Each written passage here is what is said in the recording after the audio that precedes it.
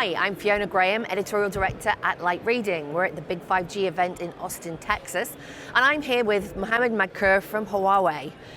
Welcome, Mohammed. It's lovely to have you here. Hi, Fiona. Thanks for having me. So it's the big 5G event, so of course the topic on everyone's lips is 5G. So what's Huawei doing with this at the moment?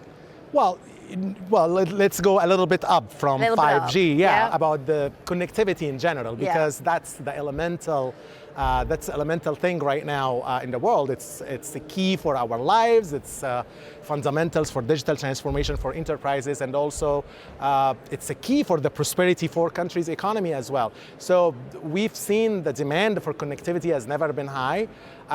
It is driven by three major things. The first one is technology, for sure, as you may expect. Things like 5G here, or AI, big data analytics, all of those things. And the second thing, it's also driven by business innovations. Consumers, you hear about AR, metaverse, home broadband. It's also driven by enterprise business, which is the exciting part right now. But the third area right now, which is a pillar or an element for connectivity, is the sustainability. I mean, I'm not sure how we say it, whether connectivity drives sustainability or sustainability is an element for connectivity, but sustainability is key. So the way Huawei looks at connectivity in general, it is beyond just a pipe with great performance or higher speed. We look at it as a combination from all of that. So earlier this year, actually, in Barcelona, we announced a framework or a strategy for connectivity that it went very popular, especially when we talk to our global customers. We call it GUIDE. And why GUIDE? GUIDE is 5 letters, and every letter spell a word that we believe it's a pillar. G stands for gigabit. Of course, gigabit is needed. U for ultra automation. I for intelligent multi-cloud and network as a service. D for differentiated experience. And E is for ESG, environmental, social, and governance. So that's how we look at connectivity. If 5G is included, of course, it drives all of our innovations across the board. So tell me a little bit about some of the applications of this.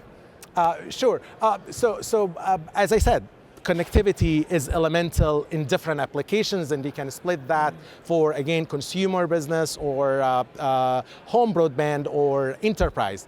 I'm very excited about the application of connectivity in enterprise applications, and because, to be honest, that's where the money is, also, I consider that as a foundation for what talked about here, like 6G. We need to inject this kind of enterprise business DNA for in connectivity, so that we can expand.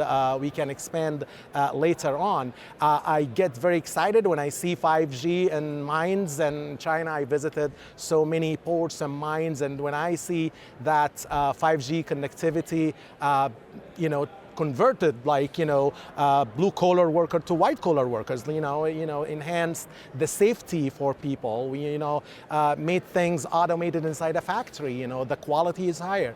So a lot of ideas, a lot of applications. We need a whole day to discuss that. What's the focus for Huawei in terms of in-house innovation? Is it 5G or is it something else? That's a good question. So innovation, that drives our company. We eat innovation, we eat research, we do a lot of, every day's work. For long-term innovation, we focus on breakthrough. Like, for example, material innovation, breaking fundamental theories. Everybody's talking about Shannon limit and Moore's law. Why don't we break that? So that's one part.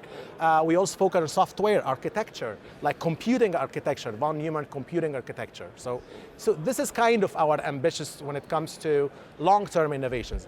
But for short-term innovation, we really do focus on adapting our product and solutions for different scenarios, the scenarios that matter the most for our carriers to adopt more, or to access more markets, to get more revenue, and to reduce their bottom line, like the cost.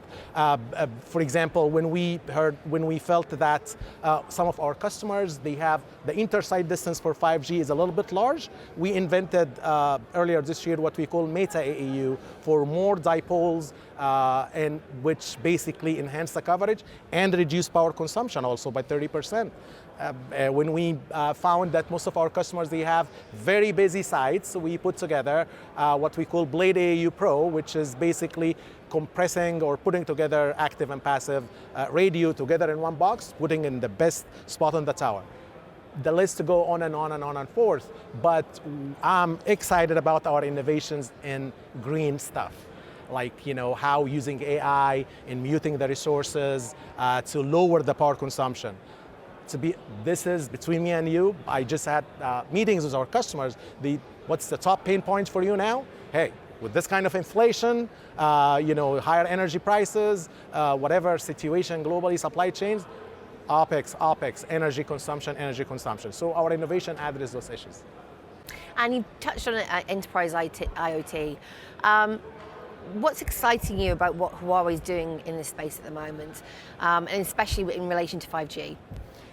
Well, as I said, first of all, we need to adapt to the product and solutions. And for example, we have 2 million base stations on top of ground, but we implemented like 3,000 base stations underground. So imagine how much we need to innovate to limit the power consumption to have more enclosure. But what really I like about our B2B or enterprise application in how we integrate the connectivity and cloud offering together, make it simple for operators to implement, make it easy to go to market for their customers. I like our cloud-based network operation engine, which is basically make the enterprise, they run their own 5G network inside their own by themselves. You don't need to send it to different people, you don't need to do that. So our marketplace, the enterprise can choose what they want. So we're trying to focus on this to make it as the foundation for the industry transformation, which a lot of people talks about, but innovations. And I suppose the other big topic when you think about 5G is OpenRAN. So Yeah. what are you looking at in this space? Yeah, so let me open up with you regarding OpenRAN. For OpenRAN first is not a new standard. It's just a new implementation for the base station. And a lot of people compare now OpenRAN with the mainstream implementation of base station. I think it's quite unfair to OpenRAN to compare it now with the mainstream implementation method of the base station. Not just Huawei, the whole vendor ecosystem, and all of the operators, we've been working really hard, R&D over the last 20 or 30 years, and we've been doing great. You can see now the performance, you can see operators today talked about huge performance for mainstream implementation. So we need to ask ourselves, what is it for?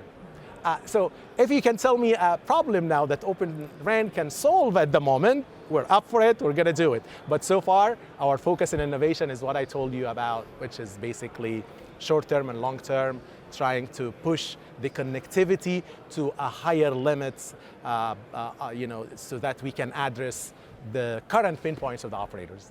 That's great. There's a lot to unpack here. Of course. And it has been really interesting talking to you today here in Yeah, Austin. I'm excited too. I love Austin.